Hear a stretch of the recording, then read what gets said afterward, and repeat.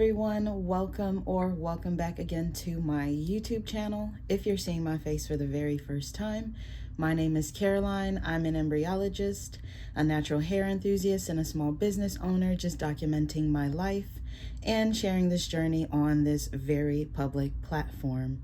I'm super excited that you clicked on today's video, particularly for my returning subscribers. This video is for you.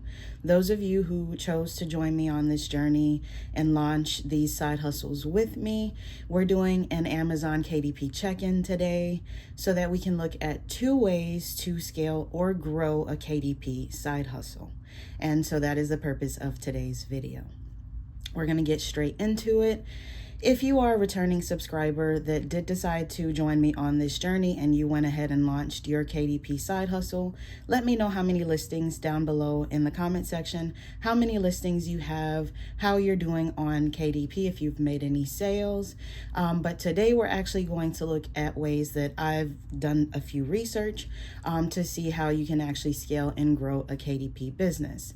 The very first tip that I've seen or that I've actually come across is having many listings. Now, the word many, I don't know how many listings exactly is the sweet spot to start getting or racking in sales, but I have a personal goal by the end of 2023 to have at least 50 listings on Amazon KDP. So definitely, if you have an hour or two during the week, spend some time continuing to develop new products that you can upload to KDP, because again, the more listings you have, the higher chance that you'll be able to make sales and have some income revenue on that stream. The second tip that I also came across is to have friends and family just go ahead and purchase and leave reviews, because oftentimes people who are purchasing these things don't want to be the very first person purchasing them or leaving reviews. So if your family members have any need for these products that you put out, journals, activity books, coloring books, what have you, if they have any need for them, definitely encourage them to purchase and leave a review so that it can also boost your sale. Now back to point number 1, which is having many listings. You don't just want to have a ton of listings that are not useful in any way.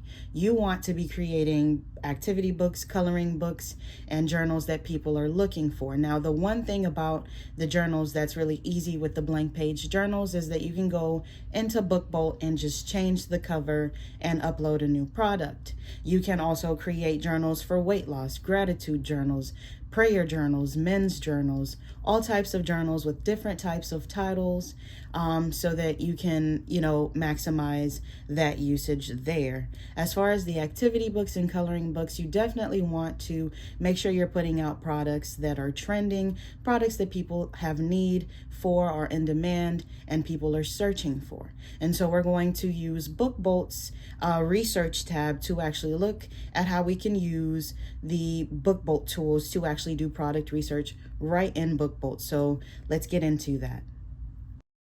This is an example of one of the emails that I received from BookBolt a few weeks ago, so it's not that old, and I'm assuming that some of these are still trending.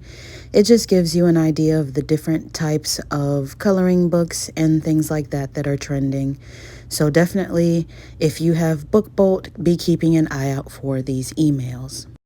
This email I received from BookBolt about 2 weeks ago, and it's just giving you an idea of different types of learning activity books for kids to develop motor skills, coordination skills, and things like that.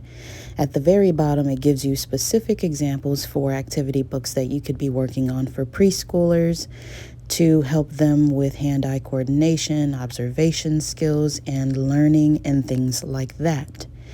This email I just received from BookBolt about a week ago, and it lets you know different types of activity books you can be working on to promote effective learning habits and cognitive development. Again, at the bottom, there are different types of examples of books that you can be working on in BookBolt to publish on your Amazon KDP site.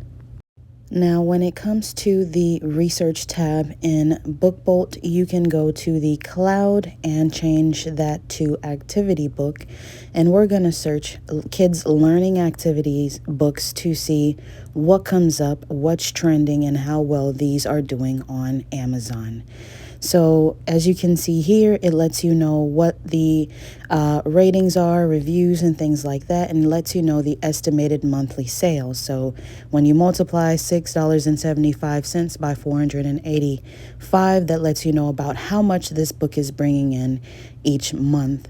So you have these specific examples with the estimated number of sales that you can use as an idea to know what to go ahead and create in BookBolt to upload to Amazon KDP.